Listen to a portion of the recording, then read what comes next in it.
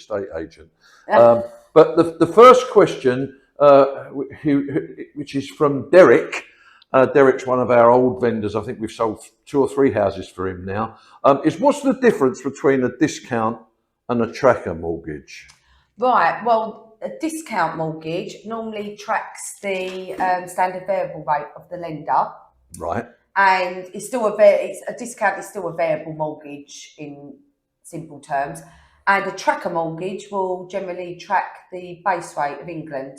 Okay. So they're both variable mortgages. One will do the standard variable rate of the lender at that time, and the other is tracking the base rate. Right. So just so I understand this, then, so if you've got a discount mortgage or a variable rate mortgage, and that ever mindful, ladies and gentlemen, boys and girls, although boys and girls shouldn't be watching this because it's too boring for you, that there are certain things that we can and can't say that would step outside the laws of financial what's your rules and regulations that you're governed by. Yeah. So, but I'm okay in saying that. So if you've got one of these discount mortgages and you're with Joe Blogg's Building Society, and their rate for the mortgage when you take it as a discount or variable mortgage is 6%.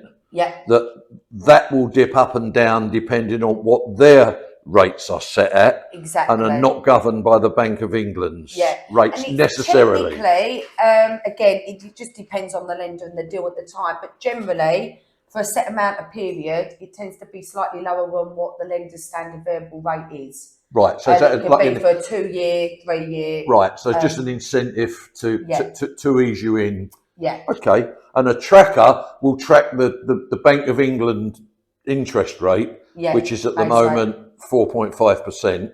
Yeah. So it will track that at some sort of gap above it. So in other words, if you're with a Joe Blogg's Building Society and you're at 5% and the Bank of England rate is at 4.5% and that goes up 0.25%, yours will go up 0.25%. Yeah, generally, again, it depends on what the lender's suggesting at the time on the deals that they're offering. Generally, with both mortgages, though, they have low ERCs, early redemption fees charges. So explain an early redemption fee.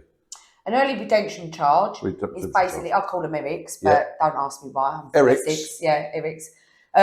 Basically, what that is, it's like a time charge. So if the client ever wants to come out of the mortgage, you tend to get them you get them with fixed rate mortgages. Right. You might get the odd lender that, won't charge that, but then you'll pay slightly higher interest rates for that. But generally, you have lower early redemption charges. So if a client's just kind of looking, depends on the client's circumstances really. If they're looking in a short term to, do home improvements or to move, something like that, it might be more advisable to go that route than fixing them in, just in case they're going to incur such charges. Okay. So Derek, I hope that answers your question. I certainly understand it a lot easier now. Thank you. Yeah.